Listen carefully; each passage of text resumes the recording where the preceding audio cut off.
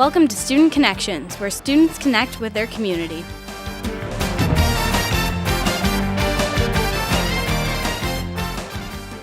Hello and welcome to Student Connections. I'm your host, Sydney Bailey, and today we have Mr. John Smith, advisor of the Marysville robotic team, the Vibots. Today we are going to ask him a couple of questions to better educate us on the robotics program. Hello, Mr. Smith. Thank you for joining us today. Thank you. Now, for those who aren't aware, please tell us more about the program. Well, we started last year, and we participate in a program called First Robotics. It means for inspiration and recognition of science and technology. It was started in 1992 by a gentleman by the name of Dean Kamen, and he's actually the inventor of the Segway. And over the years, it's grown into a big program where there's thousands of teams throughout the United States and the world, and they all get together and compete, and we've decided to participate with them. Okay. What grade do you say that kids usually join the team? Well, anybody in grades 9 through 12 can apply, but they can be part of the program. So what improvements have been put in place to build the group altogether? Well, last year, we didn't know what we were doing, to be honest. We just kind of went shot in the dark and just did what we could to get the program going. And we made a lot of mistakes, and we learned a lot of stuff last year. And we had a pretty good year, and this year we've decided to take a different approach and have a kind of a structured way of doing things this year. So we're working that out, and so far it's been working pretty well. So what do you say you've changed from last year? We went in with a plan this year. Experience is always beneficial, and having one year under our belt now, it's proved that we can. It's proven that we can learn, and we've taken what we've learned and applied it this year. So a lot more planning went into it this year because we knew what we needed to do, and we've taken that approach to it. So I hear there's a lot of outside help from the community. Well, we've had community members and people who are coming in to help mentor our team. We've got 9 people who are choosing to donate their time and talent to help us out this year. We have a lot of parents that are helping out, and we have a lot of local businesses that have helped and are helping sponsor our team financially and material-wise. So what kind of sponsors do you have this year? Well, we've got Russell Electric is helping us out. We've got Intertape, Polymer Group. They're helping, and they've given us a lot of tape, which is really nice because you always have need for tape. Some other places, Genesis Credit Union, Talmer Bank have helped us out this year. Viking Food Management has helped. Marysville Tire and Auto, going through the list in my head now, and I know I'm leaving some out. I'm trying to remember right now. We've had a lot of help this year, and it's amazing how much we've been able to get help from the community. Well, that's quite a few. Yes. Okay, so what would you say has been the most memorable part of the year so far? Of this year has been just having that time with the students to get planning and sitting down and going through the process of trying to encourage them to come up with design and come up with ideas for this year's game, which we just found out last Saturday. So it's still relatively new in our heads and still trying to figure out how to play the game. But this year's game, which is called Recycled Rush, which is all about recycling and moving crates and barrels and cans around to try to accumulate points. And so it's a new program, a new task this year compared to ours from last year. How has the team been putting out awareness of the group in Marysville? Well, one of the things that we've tried to do is to reach out to the community in any way we can. Last year, one of our first steps was to participate in a telethon and to help out there. And then over the year, we've participated in parades. We were down at Marysville Days with other robots from a robotic alliance that we formed with all the different teams in the area. We have 6 teams that have formed what's called the Blue Water Area Robotic Alliance. And so we help each other out and try to bring awareness not only to our team and our community, but to their teams and their communities too.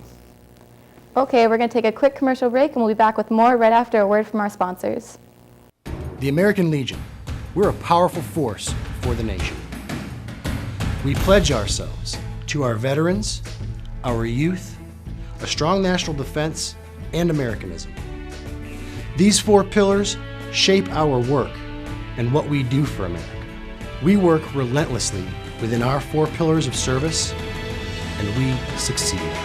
We're committed to making sure all veterans receive the benefits they deserve for the sacrifices they've made in service to America.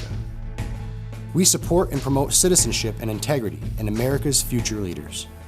We know what policies, tools, and manpower our military needs to protect this great country. We fight to get these things done. We're patriots through and through.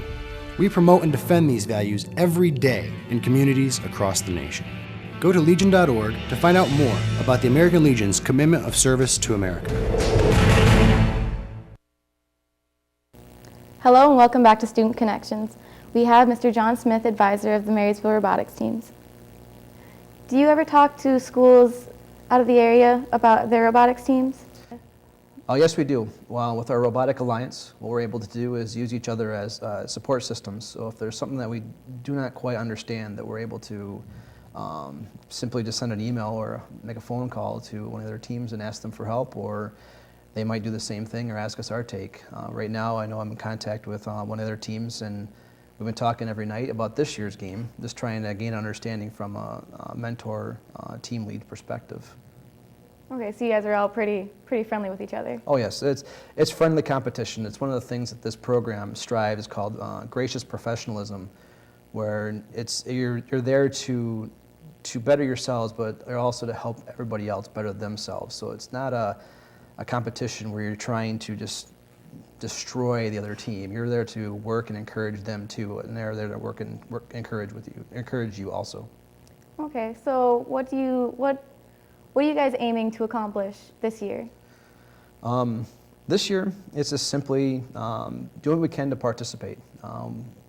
Last year, our main goal was just to get a robot working and to just get out there and play. And this year, we're the same objectives are there. We just want to get out there and play. We want to build a robot. We have to build it from scratch. We start from the ground up, accumulating all the metal that we would need to build, program it from an empty slate. So it's a huge process to go through, and getting something out there that actually works and is able to actually do the task is an accomplishment, and that's one of the major objectives, is to be able to get out there with something that the kids are proud of and to play with. Okay, so you said earlier that there's a robotics game, correct? And how much time do they give you to build your robot? Well, this year's game is called Recycle Rush. And it's every year we get a new task and a new game. And this year it's taking recycle bins and stacking them in a recycle like a trash can and trying to place them in certain spots to accumulate points.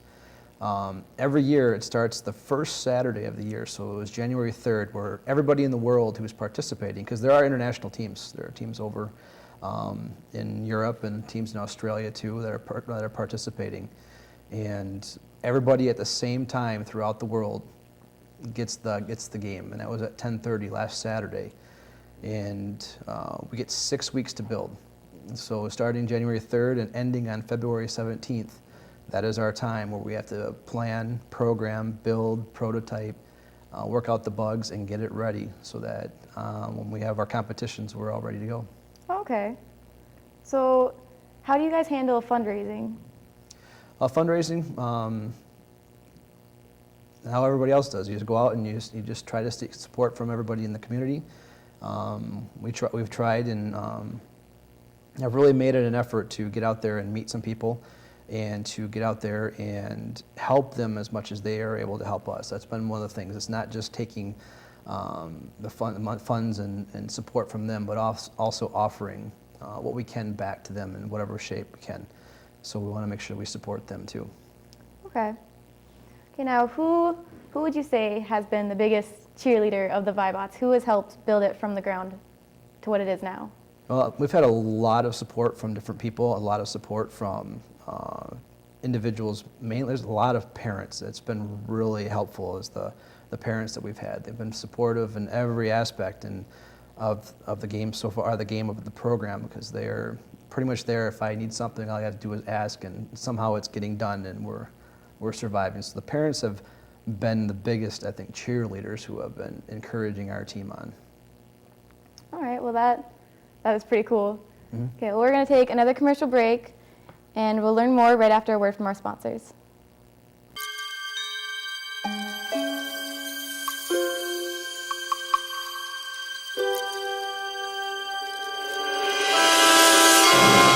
According to the National Crime Victimization Survey, nearly 2/3 of sexual assaults occur at night. However, this number can be reduced by learning some easy-to-follow nighttime safety tips. Keep a cell phone, flashlight, and some form of ID on you at all times, especially at night, but don't carry a lot of money or valuables. If you're walking or running, plan your route and let others know where you're going. Try your best not to go out alone. Avoid unpopulated or poorly lit areas. If you feel like you're being followed, find a well-populated area or go into a public building. Park in a well-lit area. If you notice any suspicious activity, call the police and find a safe place immediately. By following these rules, your nighttime travels can be safe and enjoyable. Hello and welcome back. We've been talking robotics with Mr. Smith. So tell me, what are you planning on doing the same this year that you did last year? The same, working very diligently, very hard to accomplish our goal by our deadlines. Because, one of the things, there are deadlines that have to be upheld by, as part of this program. It's really striving to incorporate real-world concepts, especially in the world of engineering, for the students to learn. And as we know, within the workforce, there's deadlines that have to be met, and you have to plan accordingly in order to make those deadlines. So that's one of the things we're going to keep this year, is when those deadlines are there, we're aware of them and making sure that we're accomplishing what we need to by those times. So if you don't meet the deadline, you're out of it completely? If we don't meet the deadline on February 17th, we do have there are options in the book that do allow us to have some more time before our competition. And then once we get to our competition site, we do have some time that we are able to work on it. We have a big checklist, a pretty detailed checklist that we have to go through in order for us to be cleared to play, because there's a lot of rules that are there. A lot of it's for safety reasons, because we have 120-pound robots driving around at a pretty good speed, and they can hit and damage each other, and then also very seriously hurt other people if you're not being careful. So there's a lot of safety precautions and safety things we have to take care of before. Okay. So how long would you say the robotics season is from beginning to end? Depends on how you run your program. Ours has become a year-round program, but the actual competition starts on the 3rd of January. Our build ends on the 17th, but then we have 6 weeks of competitions that start right after that. So our first competition is the week after we finish building. And so for the next 6 weeks, they'll have competitions going on all across the state, and during spring break, they'll have the state championships, and then there's also a national championship where all the teams who have won their states and have accumulated enough points through the program can actually go down to St. Louis, Missouri, and actually compete in the nationals, which is everybody from around the country coming to play. Okay, now I have 2 questions. First, when is the first robotics game? And then do you guys ever go like internationally? We, the way that Michigan's set up, Michigan is now the #1 state for these kind of teams. We surpassed California last year, so Michigan now has the #1 amount of teams who are participating in first. So our system is set up a little differently here. We have regionals where we perform within those areas, and so what we're doing is we will compete in Southfield on the 27th and 28th of February. And so we'll be down there for a couple days, and then our next competition is not until the last week of competition, and that's down in Troy, and that'll be April 2nd and 3rd, 2nd, 3rd, and 4th, I believe. And internationally, no, we don't go across the border. There's enough teams here in Michigan that we don't have to go out seeking competition elsewhere. Oh, okay.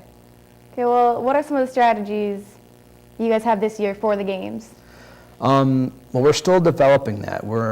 One of the goals I'm trying to accomplish and really strive this year is to have it more, having the students do as much of the planning, as much of the strategy as possible. And right now we're in that process where we're trying to figure out how to play the game, and then to develop a strategy based on our understanding of the game. And once we got that in place, that's when we can get into the point of being able to actually design and start building and prototyping our robot. Okay. So if there are students here that are unaware of the robotics team, how would they become more aware? Well, word's getting around pretty quick now. We're out there, and there's times after school we're driving it around in the hallways and people are starting to see that. And we've got ourselves a website, and that's getting some traffic, and people are seeing that. And we're just out there. And being in the parades have certainly helped, because driving a robot down Michigan Avenue and, Huron Avenue, driving it down there for the Memorial Day Parade, a lot of people were able to see the robot then. But we're getting out, and people are talking, and that's nice. So what can the students look forward to learning from the robotics program? Well, this year we've taken a step to adding more. One of our sponsors, Quality Computer Solutions, has donated a computer that's developed, that we're using to develop CAD. Well, using CAD programs to be able to develop a robot virtually. And so we've had one of our newest mentors works for Chrysler, and he works in the CAD department there. And so he's got a lot of experience with that, and he's been teaching our students how to create drawings in CAD. So that's one of the big things that we've added this year that we're doing differently, is teaching them how to do that. We've got other mentors who are engineers who are going to be showing them engineering aspects and how to build a robot to be able to do the task, because you can't just simply build something. It's not like just getting your Legos out and building. You've actually got to put some time, because there's a lot of intricate and special things you've got to do to make that work the way you want. So we've taken a lot of time to get that ready and be ready for that. All right, well, thank you very much, Mr. Smith. I'm Cindy Bailey, and make sure to catch us next time on M6, your hometown station.